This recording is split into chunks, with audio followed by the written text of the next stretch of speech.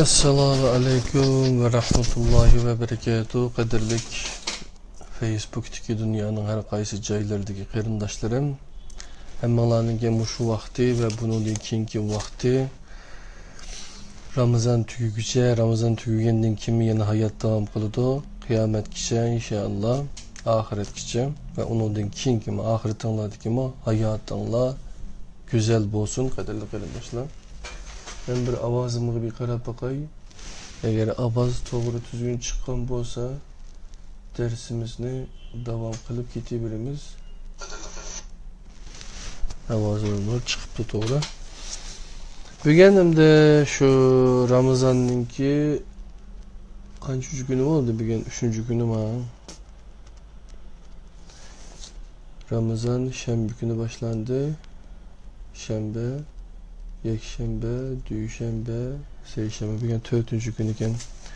4. günü kep qiptimiz. Şu aqımda turgan Qur'oni Kerimninki o'qiydigan nimani bugün o'qigan bo'ldik taxi. Mana shu Qur'onga ko'ra islom nima degan bunu kitobni bir o'qib tugitib, undan keyin ashunga rasmiy kirishimiz inshaalloh. Hem de biz bu internette bir ay burun şu İslam nime degan kitaptan muqovasini ko'rib, ondan keyin bu kitapning ishidagi mazmun to'g'ri hukm chiqargan qarindoshlarimiz bor, yaqin og'inlarimiz. Ama biz meyli o qanday hukm chiqarsin, biz baribir kitapning ishidagi narsani xalqimizga bir o'rtoqlashish niyatimiz bordi. Shunlashqa mushu ishni qilib kelayotgan bugun 22. halqadimiz. Belki de 23. halkada bu mezmunlar tügüşü mümkün kadarlı qarindoshlar. Aldığınki derslerde İslam nima uchun haraq ve başka xumar qilgan moddalarni haram qilgan deganda o'rganib o'tdik. İslamda yani İslam mast qilguvchi har qanday narsa haram qilgan, Qur'on haraqni shayton ishi, paskini qiliqlar ishida tilga oladi. Maide 90. Çünkü İslam'ın barlıq emir ve çeklimleri tüvendeki 5 asas amanetinin salamat buluş için boğan. Birinci, can bir xeterlik için naq adam öldürüşünün haram kılınışı ve naq adam öldürülgenlerini cezalaş. Maide 32. ayet. İkinci, aklını asıraş, harak ve zehirlik çekimlik, keyip, xumar qılğuç nersinin her türünün çekilişi. Maide 90. ayet. Üçüncü, dinin muhafizat kılınışı, küfür ve şirkinin haram kılınışı hem de ahirette ceza verilişi. Dördüncü, neslinin saflıkını qoğdaş, zinanın haram kılınışı ve ceza verilişi. Nur 2. ayet. Beşinci, mal mülkünün qoğduluşu, oğurluk kılışının çekilişi ve ceza verilişi. Maide 38. ayet. Harak, zehirlik, çekimlik ve onun türleri bu asas 5 amanetten akıl amanetinin bir xeterliği ziyan yetkizudi. Çünkü akıl dininin ulu. Bu sebepten aklı yok'ның dini bolmaydı deyilgen. Harak ve zehirlik çekilme qatarlıq narsalar insanın izzet hürmetiga xavf elib keladi deb qaralganlıktan haram kılıngan. Harakkesh bo'lib qolguvchilar harak xumar bo'lib qolganlikdan, harak xumar bo'lib qilish, harak iste'mol qilishdan kelib chiqadi. Harakdan tartib har xil xumar insanın iradesi ve aklını ziyan uçurtudu. Bu insanın şan şerifiga layık bo'lmagan ishlarni qilib selishiga sebep bo'ladi. Harak sebebinden kelib chiqqan aile tragediyaları, ölümler ve qatnash voqealariga munosabatli statistiklar harakning haram qilinish sababining ko'z ko'ringan qismini bizga ko'rsatib berdi. Köp kısmı haram bo'lganning azroqmi haram bo'ladi. İslamning bu prinsipini tushunish uchun bu qoidani eslash yeterlik bo'lishi kerak. Aqibati harakeşlik bilen ahirlashgan yo'lning hammasi tunji qadahdan boshlanadi. Aqibati fojia bilen ahirlashgan barliq xumarlar, zehirlik, çekimlik bir qatimliq chekish bilen boshlanadi. Shunga islom bu bir yutum ve bir qatimliq chekishni haram qilgan. İslamda harak ve keyip qilguvchi zehirlik, çekimlikka o'xshash aqlni ko'r qiladigan narsalarning haram qilinishining axloqiy sababi bor. Ey insan, nimaga xumar bo'lib qolsang, onun quliga aylanib qolasan. Xumar insanın izzet hürmetini yok qiladi. Halbuki sen arzu ve havai nefsini berilib, ularga qul bo'lish uchun emas, balki Allohga banda bo'lish uchun yaratıldın. Haqiqiy erkinlik havoyi nefsin ve arzularini tizginlişin bilen kolga kelidi. Ey insan, mest bo'lishdan ve hoşunu yo'qotib qo'yishdan hazar eyle. Mal ve baylıqqa mest bo'lib ketme. Hukuk ve şöhretga berilib, onunla kul bolma. Yani ben haqiqiy erkinlik devatıda havoyi nefsinin ve arzularını tizginlişin bilen kolga kelidi devatıda. Yani koyup etiş emez. Tizginleş arkalı kolga keldikken. Hem de İslam'da yigili bulmaydigan narsalar. Nimek asasen belgilengen. İslam'da yemek içmek hakkında iki ölçem var. Birinci halal ve haram. İkinci pakiz ve paskina. Halal ve haram ilahiyat ilimlerinin timisi. Pakiz ve paskina neresiler tibabet ve hemiye pellerinin timisi. İslam'da bir nersinin halal ikenligi emas, haram ikenligiga delil talep kılınıdı. Eğer bir nersinin haram ikenligi delil olmasa, onun da bir çeklimi yok. Kur'an Allah'tan gayrının haram tizimligiga bir narsa qo'shib qo'yishni qattiq ayıplaydı. Allah bendiler için yaratgan libaslarını, şirin, pak rızıklarını kim haram kıldı? Araf 32. ayet. Haramlar iniq belgilengen. Kur'an hallarını haram kılış meselesi de haramını Kur'an halallarını haram kılış meselesi de haramını halal kılış karganda 10 hisse kattık durdu. En'am 140. Allah halal kılganını haram kılışını Kur'an özü uydurup çıkan yalganını Allah'a çaplaydı. Deydi. Dep tilgalıdı. Maide 103. ayet. İslam'da halal ve haramını Allah belgileydi. Yunus 59 60. ayet. Resulullah halalını başkalar uyak tutulsun fakat üz gibi olsun mu haram kılalmaydı. Resulullah bu kul teşebbüsü sebebiden Allah tarafından agahlandırılgan ve Allah Resulullah'ın bir halalını üzü için haram kılışığıma ruhsat kılmagan. Tahrim 1. ayet.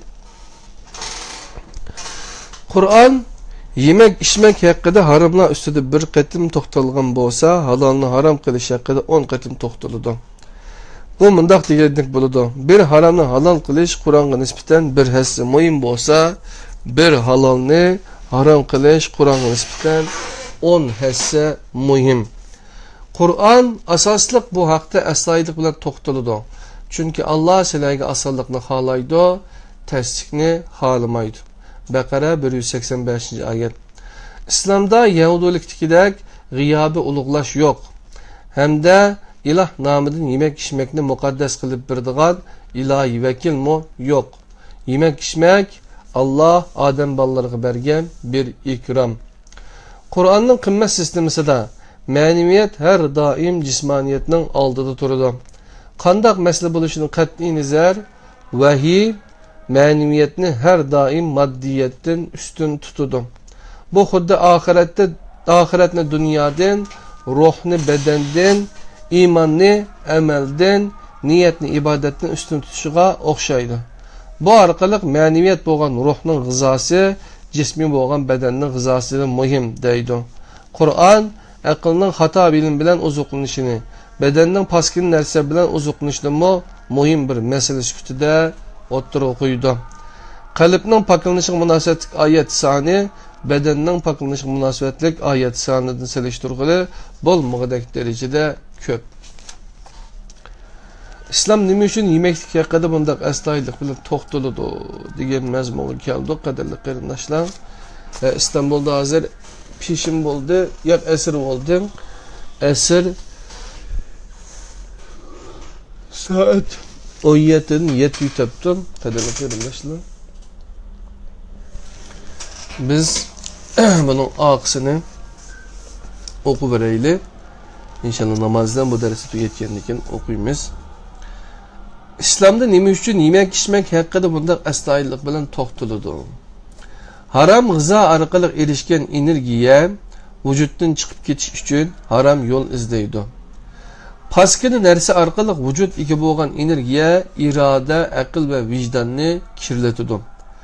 Halal g'izoning solih amalga aylanish qitim soni bilan haram g'izoning solih amalga aylanish qitim soni hargizmi o'xshash bo'lmaydi.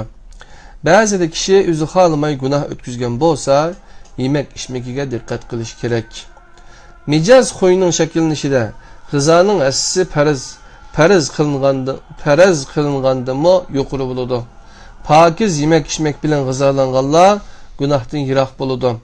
Chunki organlar vazifasini ado qilganda sarf qilgan energiyasini iste'mol qilgan ozuqlikdan oladi. Sap bo'lmagan yiqilg'o muhitni bulg'andek vujudga kelgan paskini g'izolarmi insonning amalini kirletadi. Pak rizqini kirletishmi mumkin. Üzüm pak rizq. Agar uningdan sharob yasalsa, halol haromga paskina narsaga aylanadi. Uningdan sharoblar va pokiz yemekliklar yasaysizlar. Nahl 67-oyat. Degan oyat bir jihatdan pak bo'lganni o'zinglar bulg'ab, paskini qilmanglar deb ogohlantirmoqda. Pak rizq bilan g'izolanuvchini boshqalarning oldiga o'tkazadi. İslam universal misal qilib ko'rsatgan qadim Bani Isroilning o'z davrida tamomiy jahon ahlining ustun bo'lishida pak va halol g'izo bilan uzuqlanishining belgilik darajada rol o'ynaganligini Qur'ondan bilalaymiz. Jasiya 16-oyat.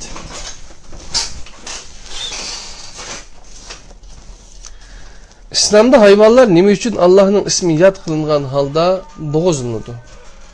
Qur'onda Allohdan g'ayri bashariy ulug'lar, insonlar o'zi ulug' qilib olgan narsalarning sharafiga o'ltirilgan hayvonlarning go'shi harom bo'lib, yegilib bo'lmaydi. Baqara 173. Qur'on hayvon o'ltirilganda Allohning ismini yod etishni tavsiya qiladi. Haj 36-oyat. Bu ilahi tavsiye. Bir cihetten gerçi öldürgüçünün hayvan bo'lsa-mu, canını hürmette deganlik bo'ladi. Çünkü hayat bergücü mutlak hayat egisi bo'lgan El-Hay egisi bo'lgan Allah, insan Allah bergen canını fakat Allah'ın ruhsati bilen ve onun namıdan alalaydı. Qisqartma şekil bo'lgan Bismillah, yani nayit şefqatli ve mihriban Allah'ın isminden başlayman cümlesi Allah'tan icazet soraş ma'nisini ifodalaydi. Bismillah shunun bilan birga yaratquchi bilan maxluq orasida bir munosabat qurganligining namoyandisi. Chunki g'izo bir maxluq, xoliqi Allah xoliq bilan maxluq orasida munosabat qurg'uchi. Shukr qilishda qiynalmaydi. Bu munosabatni uzib tashlag'uchining yodiga shukr qilish kelmaydi. Bismillah mana bu ikkisi arasidagi munosabatning zehni jihatdan qurilganligini bildirdi. Hayvanlarni bo'g'izlaganda Allohning ismi bilan va Alloh yod qilingan holda o'ldirishning sababi bu. Shuning bilan birga bu rizq uchun qilingan bir shukrning namoyandisi. Haj 28-34-oyatlar.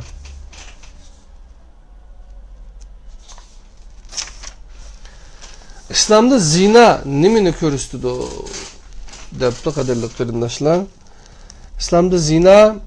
İslamda her xil nikohsiz jinsiy munosabat zina doirasiga kirdi. Qur'on zinaning hamma turini harom qildi va zinani axloq o'lchimini dafsanda qilganlik deb qaraydi. Isra 32. İslam zinani harom qilib cheklab qolmasdan zinaga yaqinlashmanglar. Isra 32 deydi. Va zina sababini o'tirib chiqish ehtimoli bo'lgan har turli munosabatlarning oldidan elib müminlarni ogohlantirdi. Bu orqali qoida buyursunsiz her ayollik munosabatiga qarata belgili qoida o'lcham qo'ydi. Ikki yot jins orasida sap his tuyg'uning bo'lmaganligi uchun belgili musofa qo'yiladi.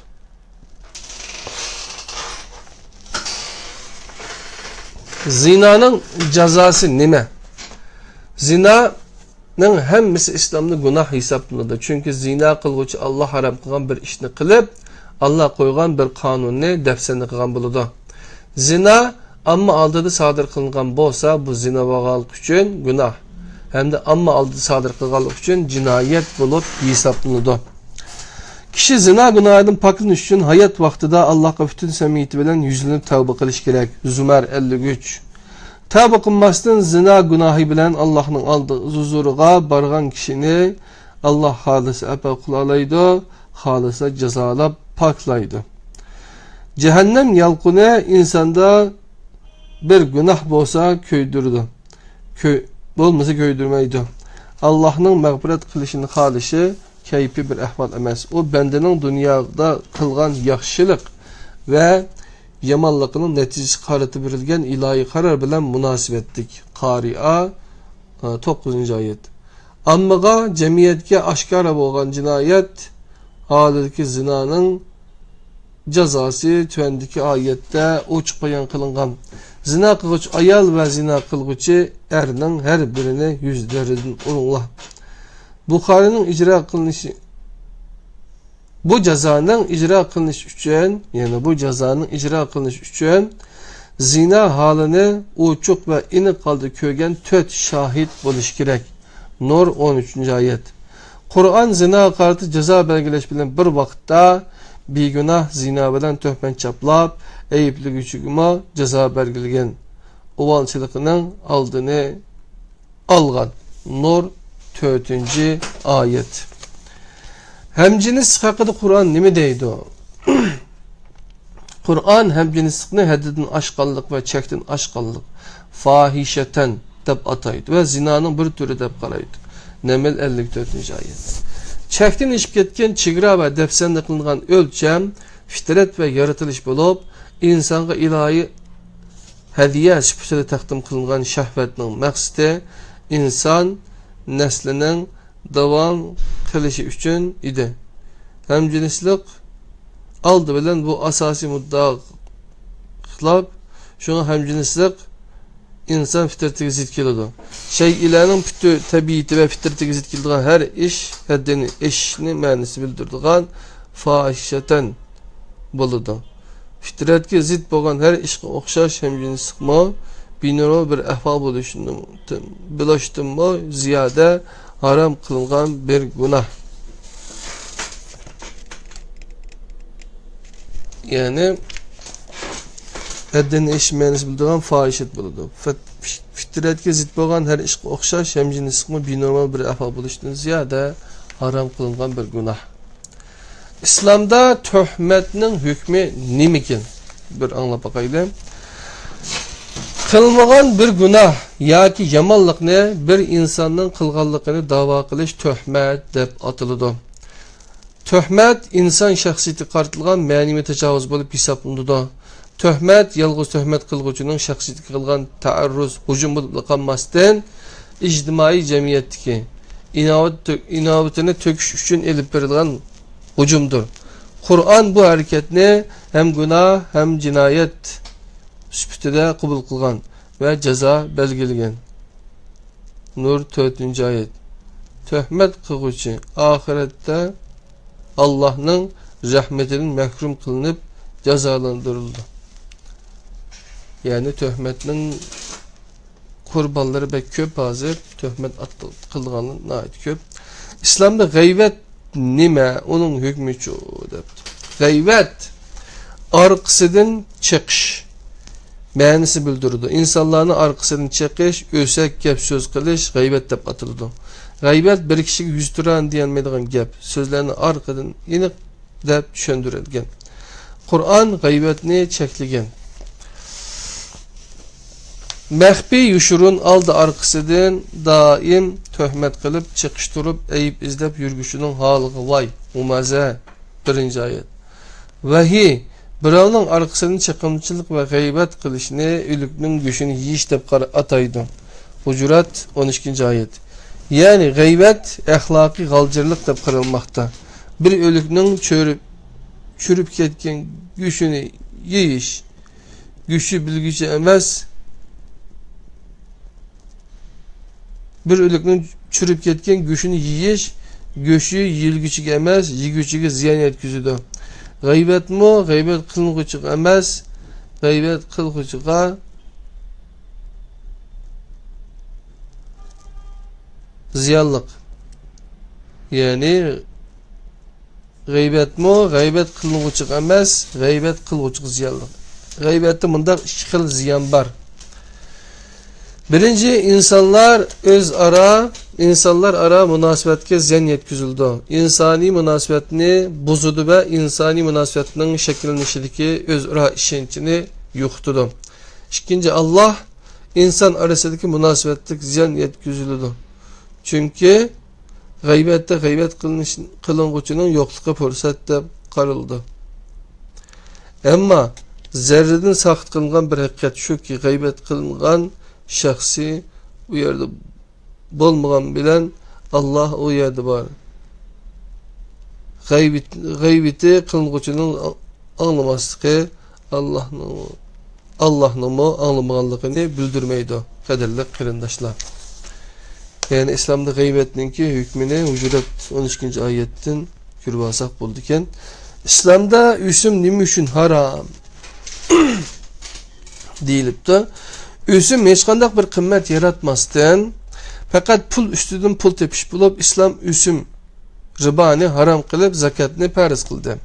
Üsüm ecel sondurmay eliş. Zakat bir nerse tama kılmay bir işini körüstüdü. Üsüm kembegalını teximo kembegal kılıp pullarını teximo bay kılıdı. Zakat yoksulluğu ornudan turguzudu. Üsüm kan terini şuuraş bulup zakat birden bölüşüp çıkıştır, yepiştir. Mal mülkünün sanını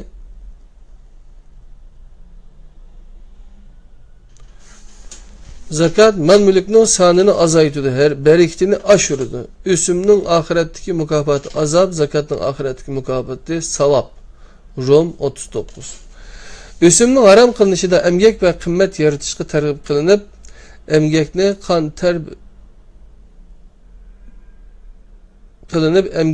kan ter bedeli kelgen kımmetini şümürüş ve haksız şekilde igi bölübelişini çekleş maksat kılıngan. Kur'an barlıq günahlar işide fakat Kur'an barlıq günahlar işide fakat üsüm Mekke'de başka haramlara qaraganda Allah'ı can ilan kılış. Bakara 279 ayet gittik. Eğer ifadeni işletidu. Kaderli kırındaşlar. Hem de vahiy nime üçün üsümni Allah'ı can ilan kılış dep qaraydı. Diyen mezmunu keptimiz kaderli kırındaşlar.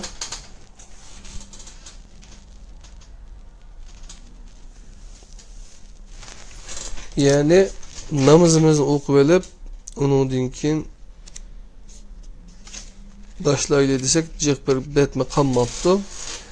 Vahiy nime üçün üsümni Allah'ı can ilan kılış dep qaraydı diyen çağda Kur'an din tilda insaniyetke ait her kandak bir nerse Allah'a ait bir nerse sübütede kabul kılınır. Mesela Kur'an insaniyetke amanet kılgan Kabe'ni Allah'ın üyü Beytullah, insaniyetke amanet kılgan yeryüzüne Allah'ın zimini Ardullah, kavmge amanet kılgan tögüne Allah'ın tügüsü Nekatullah dep ataydı. Okşaş din tilinin bir parçası bolgan insan hakları kılıngan tacavuz, Allah hakkı kılıngan tacavuz sübütede kabul kılıngan. Şunu Kur'an kişilerin emgiki qartılgan tacavuz bolgan üsümni Allah'a karşı can ilan kılış dep ataydı.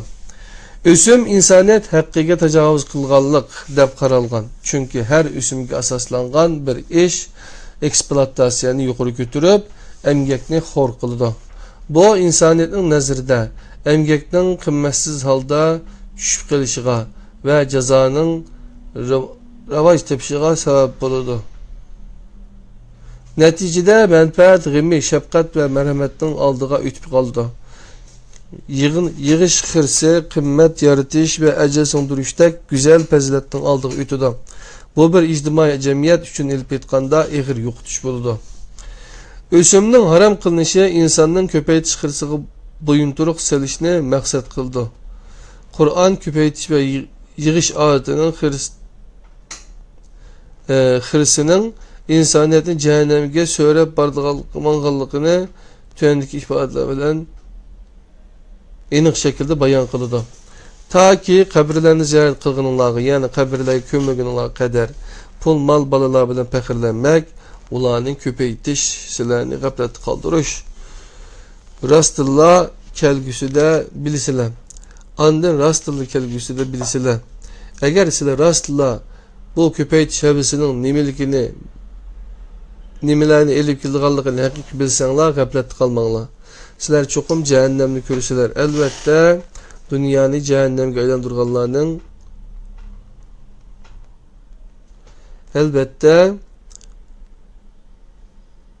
cehennemni görürsüler. Elbette dünyani cehennemge aylandırganlarni köretdiňlar. Andın çoxum öz gözüňlar bilen görürsüler. Andın dünyada sizlerge berilgen nimetlerge qandaq berilip ketkenliňlar hakkında nimetlerden sual sorak kılnısılar. Tekasür sürüsünün mənisi qardaşlar, qarindaşlar. İslamda qimar nima üçün haram kılıngan? Qimar meysir, yani Kur'an'ın qat'i haramları işide yer aladi. Bakara 219. Qimar asan qo'lga kelgan mal mulk bo'lganlik uchun bu ma'nini bildiradigan meysir atalg'usi bilan atalgan. Ösüm nima üçün haram kılıngan bolsa qimar mı bu sebepten haram kılıngan? Qimar haqsiz igi bo'lish va emgekke hürmetsizlik kılganlık buludu. Qimar mı ösümge okşaş bir kişi tarafından sadır kılınsın mı? Ama ictimai cemiyette ahlakı bozuluşu sebep olganlıktan avam halkka tecavüz kılganlık buldu. Çünkü qimar ailenin veyran buluşu da insanın yuşurun kolga ayınışı da. Çünkü qimar ailenin veyran buluşu da insanın yuşurun kolga ayınışı da galip bağlanıp kılıştın tartip cinayet sadır kılışkışı türlük cinayet ve günahkı sebep bulmakta. Her qimar emgek ve ecel söndürgücü kılıngan akaretin bir ifadesi. Bu sebepten qimar günahi her ter tüküp emgeknin yukarı götürgenliği qarıda ahlaki bir tehdit de qarılıdı. Kaderli qarindaşlar, haramla babıdan devam kılbatımız İslam'da günah çıkarış bağımı diyen mezmun. Yani İslam'da Hristiyanlık'takidek bir günah çıkarış yok. Çünkü bundak vazifini ada kılıdığan ruhban tabiqsi ve çirkavga okşaş organı yok. Şu an her kandak bir insan günahını itiraf kılgan takdirde mi bundak bir iş mümkün olmaydı. Çünkü İslam'da bendi bilen Allah arasında hiç kandak bir vasıtçı organ ya şahs kirenmeydi. Çirkav ruhban tabiqsi ölüm ala Rab bilen bendi arasına kirip Allah namıdan bendini kılanmaydı. İslam'da İslam'da günah ötküzgüçünün bir vasıta Allah'a yüzünüp kılgan tövbesi ve istikbarı var. Tövbe istikbar degen nime? Kandak ada kılıdan tövbe yüzleniş degenlik bulup insanın orbitisini çıkıp ketken içki dünyasını Allah belgilep bergen orbitaga qaytırıp kelişini körüstüdü. İstiğfar yaratquchidan mağfiret tilab o günahni ötküzmegen qatarının qilishini tilash ma'nisini bildirdi. Tavba ve istiğfar iki basqıçlıq Allah'a yüzülmüş hareketi bulup tavba xatodan voz kechish bo'lsa, istiğfar to'g'rining tepish basqıçını ifodalaydi. Qur'onning günah haqidagi ta'limi qisqacha mundaq: har qanday günah yaratquchining emas,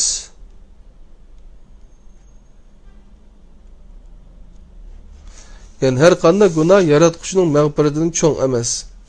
Qur'onning günah haqidagi ta'limi qisqacha mundaq: her qanday günah yaratquchining mag'firatidan cho'ng emas. Hech kim yaratquchining rahmetidan, mag'firatidan cho'ng günah o'tkazolmaydi. Çoğun günah ötküzdüm dep oylap kalması lazım. Günahdımı çoğun günah boğan iki narsa var. Birinci günahı qarda pervasızlık bilen muamele kılış ve puşayman kılmaslık.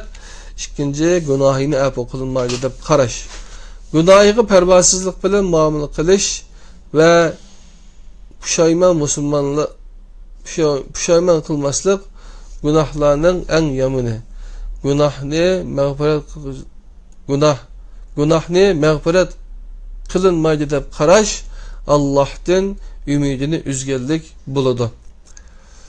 Resulullarning ta'limida Allah'ның insanga bo'lgan shafqati bir onaning balasiga bo'lgan shafqatidan üstün. İlahi shafqatni tuvandagi oyat nihoyat yaxshi tushuntirib berdi. Ey Muhammad, mening tilimdan aytmangki, gunohlarni qilaverib o'zlariga jinoyat qilgan bandalarim, Allah'ның rahmetidan umidsizlanmanglar. Allah hakikaten xalığan adamның cimiye günahlarını məğfiret kılıdır. Şüphesiz ki Allah xalığanı Allah nait məğfiret kılgıçıdır, naiti mihribandır. Tövbe ve istiğfar samimi ve çin yürekten buluşunu şart kılıdır. İki katın bu günahını ötküzmeslikki niyet kılış ve irade bağlaş günahının bu konuşudaki muhim amel hesaplanıdır. İslamlı günah kim bu İslamlı günahını kim bu kılıdı? Onun dinkin Hz. Muhammed işense kişinin günahı bu kılınamdı. Resulullah'ın tartip barlı kişilerden hesap ilindiğalık doğru mu? Diyen mezmun bilen tübükü dikemez kadarlık kardeşler.